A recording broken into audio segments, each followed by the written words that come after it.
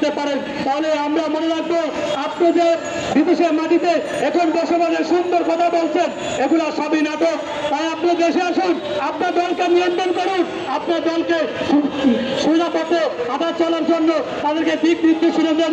আপনি জনাব মির্জা ফখরুল স্যারের সাথে একটি কথা বলতে চাই, ওনার জানার জন্য সারা বাংলাদেশে আপনাদের নেতাকর্মীরা যে ধরনের চাঁদাবাজি সন্ত্রাসী কার্যক্রম পরিচালনা করছে, সেই ব্যাপারে আপনারা প্রতিটি জেলায় প্রতিটি থানায় কি ধরনের দিক নির্দেশনা দিয়েছিলেন, আপনারা দেখা যায় 64 জেলায় 64 জন সভাপতি আছে জেলার, তারা কি ধরনের কর্মকাণ্ড পরিচালনা করে সেই জেলায়, কি ধরনের নেতাকর্মীদেরকে প্রসেস দেয়, নেতাকর্মীদের দিক নির্দেশনা দেয়, সেগুলা আমরা আপনার কাছ থেকে আশা করি।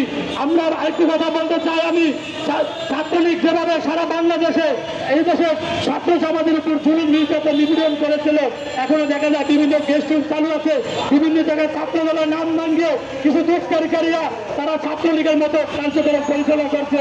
আমি বলতে চাই এখনো বিশ্ববিদ্যালয়গুলো অনেকটা আওয়ামী লীগের সেই মতাজির মতো রয়েছে।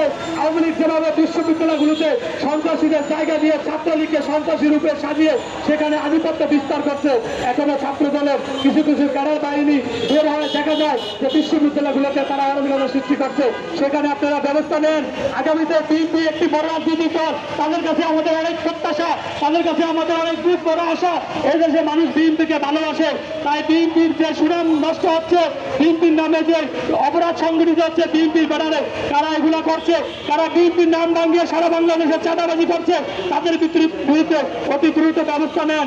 আমরা সবসময় সকলে ঐক্যবদ্ধভাবে বাংলাদেশকে এগিয়ে নেওয়ার চেষ্টা করি। আমরা কোনো রাজনৈতিক দলের বিরুদ্ধে না, আমরা পেশিবাদের বিরুদ্ধে, যারাই বাংলাদেশের জনগণের উপর জুলুম নির্যাতন নিপীড়ন করবে আমরা তাদের বিরুদ্ধে, সেটা যেই হোক, সেটা যে দল হোক, সে ব্যক্তি হোক, আমরা সবসময় এদেশের মানুষের কল্যাণের পক্ষে, এই দেশের মানুষের পক্ষে। আগামীতে যারা এই অন্যায় অপচার জুলুমবাজি করার চেষ্টা করবে বাংলাদেশে, আমরা তাদের বিরুদ্ধে। আমরা যেভাবে আজকে একটি দেখে পুরান ঢাকায় কিভাবে একজন মানুষকে বিভৎসভাবে হত্যা করেছে, আমরা যেভাবে দাঁড়িয়েছি সে হত্যার বিরুদ্ধে, সেই হত্যাকাণ্ডের সঠিক বিচারের দাবিতে আমরা আগামীতে যে দল, যে সংগঠন, যে ব্যক্তি অপরাধ করবে, অন্যায় করবে, জুলুম করার চেষ্টা করবে, আমরা তার বিরুদ্ধে রুখে দাঁড়াবো। আমি বক্তব্য বেশি দিব না, কেন্দ্রীয় নেতৃবৃন্দ বক্তব্য দিবেন, শুধু যাওয়ার আগে একটিবার বলতে চাই যে আমরা এখন যাওয়ার মতো যাচ্ছি, এখন এখান থেকে চলে যাব প্রোগ্রাম শেষে, কিন্তু আবারও যদি কেউ জুলুমবাজি করার চেষ্টা করে, বাংলাদেশের মানুষের উপর আঘাত হানার চেষ্টা করে, দেশের মানুষের জানমালের ক্ষতি করার চেষ্টা করে, তাহলে আমরা আবার ফিরে আসবো।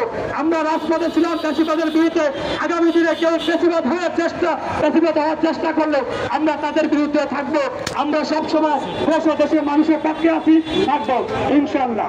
আমি আমার বক্তব্য শেষ করছি।